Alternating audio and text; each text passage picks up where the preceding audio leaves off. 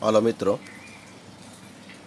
આજે આપણે 11 જીવ વિજ્ઞાન પ્રકરણ નંબર 8 એમાં કોષ રસ પટલ અથવા કોષ રસ સ્તર એની સૂક્ષ્મ રચના વિશે શીખીશું. આગળ આપણે જોઈ ગયા કે લાક્ષણિક વનસ્પતિ કોષ હોય, પ્રાણી કોષ હોય કે આદિકોષ કેન્દ્રીય કોષ હોય, દરેકની અંદર કોષ રસની સૌથી બહાર કોષ રસ સ્તર અથવા કોષ રસ પટલ આવેલું હોય છે, જે અર્ધ પ્રવેશશીલ અને પસંદગીમાન પ્રવેશશીલ પટલ તરીકે ઓળખાય છે. ઇલેક્ટ્રોન માઇક્રોસ્કોપની શોધ 1950માં થઈ અને ત્યારબાદ કોષરસ પટલની સૂક્ષ્મ વિસ્તૃત રચનાનો અભ્યાસ થઈ શકેલો છે. સૌપ્રથમ મનુષ્યના રક્તકણ રેડ બ્લડ સેલ્સ એના કોષરસ પટલની રાસાયણિક સંરચનાનો અભ્યાસ કરાયો હતો. અહીંયા સૌપ્રથમ પૂછાય કોના કોષરસ સ્તરનો સૌપ્રથમ અભ્યાસ કરાયો હતો, તો મનુષ્યના રક્તકણ રેડ બ્લડ સેલ્સ એનો સૌપ્રથમ અભ્યાસ કરાયેલો હતો. હવે આ કોઈ પણ કોષરસ સ્તર એની રચના આપણે જોઈએ, તેની અંદર ફોસ્ફોલિપિડ જોવા મળે અને ફોસ્ફોલિપિડના 2 સ્તરો હોય છે. દ્વિસ્તરીય લિપિડ, કોષરસ પટલ દ્વિસ્તરીય લિપિડનો બનેલો હોય છે. હવે લિપિડની ગોઠવણી, ફોસ્ફોલિપિડની ગોઠવણી કેવી હોય છે તે જરાક આપણે જોઈ લઈએ. તો ફોસ્ફોલિપિડની અંદર એના લિપિડના 2 સ્તરોમાં ટાંકણીના માથા જેવો છેડો, જેને ધ્રુવીય છેડો અથવા જલ અનુરાગી છેડો તરીકે આપણે ઓળખીશું.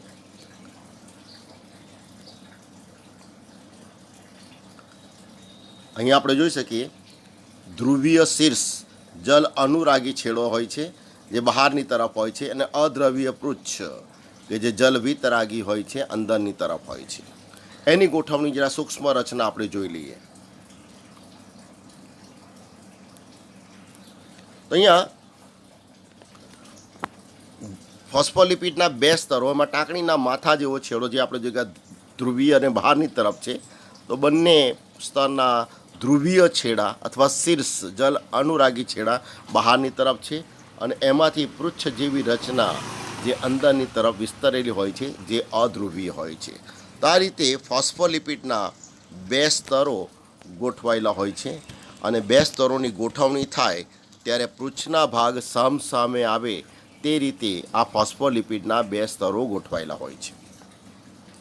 તો બહારની તરફ રહેલો ટાંકણીના માથા જેવો છેડો એ ધ્રુવીય શીર્ષ ગણાય છે, જલ અનુરાગી છે બંને, અને અંદરની તરફ રહેલા તંતુમય છેડા જે પૃચ્છ છે અને અધ્રુવીય છે, જલ વિતરાગી છેડા છે.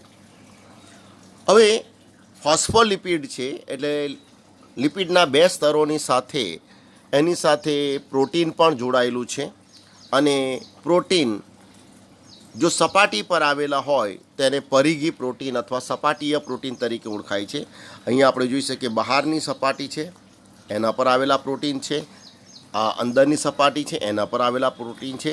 તો આ જે પ્રોટીન છે સપાટીય પ્રોટીન અથવા પરિઘી પ્રોટીન તરીકે ઓળખાય છે, જે શિથિલ ગોઠવણી ધરાવે છે, એટલે સરળતાથી એને દૂર કરવા હોય તો થઈ શકે છે.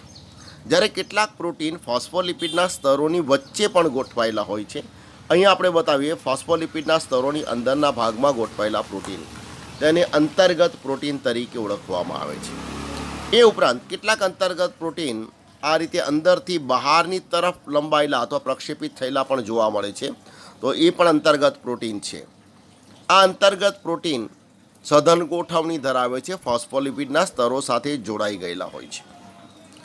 આ અંતર્ગત પ્રોટીન એને સરળતાથી દૂર કરી શકાતા નથી, અને અંતર્ગત પ્રોટીન પૈકી આ પ્રોટીન કે જે અંદરથી બહારની તરફ લંબાયેલા હોય, પ્રક્ષેપિત થયેલા હોય છે, જે વાહક પ્રોટીન તરીકે વર્તે છે, અને કોષરસ પટલમાંથી જે દ્રવ્યો ધ્રુવીય હોય અને કોષરસ સ્તરમાંથી પસાર ન થઈ શકતા હોય તેના વહનમાં એ મદદ કરે છે, વાહક પ્રોટીન તરીકે વર્તે છે. એ આપણે એના કાર્યોમાં પછી આપણે જોઈશું અહીંયા. તો આ રીતે કોષરસ સ્તરની રચનામાં ફોસ્ફોલિપિડના 2 સ્તરો, ફોસ્ફોલિપિડ અણુમાં ટાંકણીના માથા જેવા છેડા જે ધ્રુવીય છે, શીર્ષ તરીકે ઓળખાય છે અને જલ અનુરાગી છે. અંદર તરફ ગોઠવાયેલા તંતુમય છેડા જે પૃચ્છ ગણાય છે, અધ્રુવીય છે, જલ વિતરાગી છે. એની સાથે જોડાયેલા પ્રોટીન સપાટી પર આવેલા હોય તો સપાટીય પ્રોટીન અથવા પરિઘી પ્રોટીન તરીકે ઓળખાય છે. શિથિલ ગોઠવણી ધરાવે છે, સરળતાથી એને દૂર કરી શકાય છે. અને અંદરની તરફ ગોઠવાયેલા પ્રોટીન અંતર્ગત પ્રોટીન તરીકે ઓળખાય છે, જે અંગભૂત ગોઠવણી ધરાવે છે, સઘન રીતે ગોઠવાયેલા હોય, સરળતાથી દૂર કરી શકાતા નથી. અને એમાં આ અંદરની તરફ ગોઠવાયેલા જે પ્રોટીન છે, જે અંદરથી બહારની તરફ પ્રક્ષેપિત થયેલા હોય છે, એ આયન માર્ગ અને આયન પંપ તરીકે વર્તે છે. તો આ રીતે આપણે જોઈએ લિપિડ, કોષરસ પટલ લિપિડનો બનેલો છે. લિપિડની ગોઠવણી દ્વિસ્તરીય હોય છે. ધ્રુવીય શીર્ષ બહાર જે જલ અનુરાગી છે અને અધ્રુવીય પૃચ્છ અંદરની તરફ જલ વિતરાગી છે. અંદરની તરફ હાઇડ્રોકાર્બનની બનેલી અદ્રવ્ય પૂંછડી એ અધ્રુવીય હોવાને કારણે જલકૃત પર્યાવરણથી સુરક્ષિત રહે છે. અને આપણે જોઈ ગયા લિપિડનો ઘટક ફોસ્ફોલિપિડનો બનેલો છે.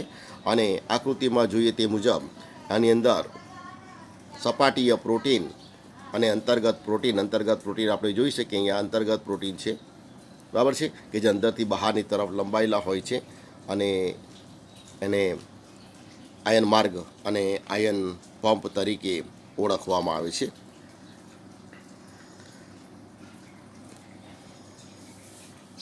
હવે આગળ જોઈએ આપણે તો રાસાયણિક સંશોધનોથી એ પણ સાબિત થયું કે કોષરસ પટલ એમાં પ્રોટીન અને કાર્બોદિત પણ ધરાવે છે, જે કોષોમાં લિપિડ અને પ્રોટીનનું પ્રમાણ દરેક કોષોમાં જુદું જુદું હોય છે. સૌ પ્રથમ આપણે જોઈએ કે મનુષ્યના રક્તકણ એના કોષરસ પટલ એની સંરચના જોવા મળેલી. તો મનુષ્યના રક્તકણમાં 52% પ્રોટીન અને 40% લિપિડ આવેલા હોય છે.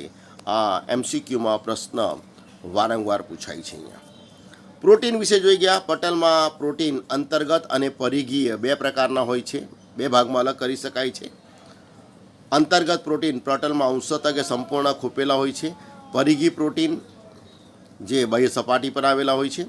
અને આ મોડલ સિંગર અને નિકોલસને 1972માં રજૂ કર્યું, જેને ફ્લુઇડ મોઝેક મોડલ તરીકે ઓળખવામાં આવે છે. અને આ મોડલ સર્વ સ્વીકૃત બનેલું છે. અને લિપિડની અર્ધ તરલ પ્રકૃતિને કારણે દ્વિસ્તરીય લિપિડમાં અંદર પ્રોટીન પાર્શ્વી રીતે ગતિ કરે છે અને એની ગતિ કરવાની ક્ષમતાને આધારે નક્કી પટલમાં તેની ગતિ કરવાની ક્ષમતાના આધારે નક્કી કરી શકાય છે. તો અહીંયા આપણે એની તરલતાને શાને આધારે નક્કી કરી શકાય છે. આપણે જોઈએ કે પટલમાં તેની ગતિ કરવાની ક્ષમતાને આધારે તેની તરલતાને આધારે નક્કી કરી શકાય છે. હવે આ પટલના કાર્યો આપણે જોઈએ.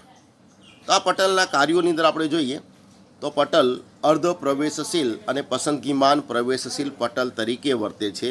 એટલે સૌથી મહત્ત્વનું એનું જે કાર્ય છે અણુઓને તેની આરપાર વહન કરવાનું છે. અને આ પટલ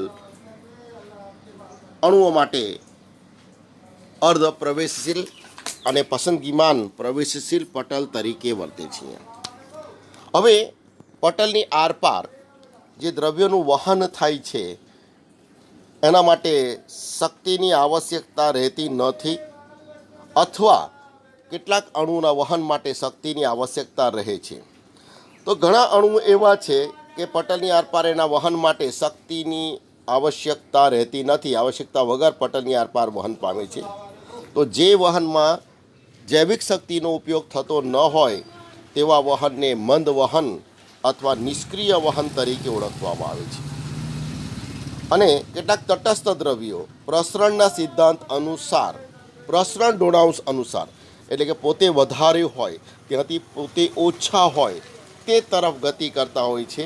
અને વધુ સાંદ્રતાથી ઓછી સાંદ્રતા તરફ આપણે એમ કહી શકીએ પટલની આરપાર વહન પામે છે. પાણી પણ આ પટલમાંથી પોતાના વધુ સાંદ્રતા તરફથી ઓછી સાંદ્રતા તરફ ગતિ કરે છે.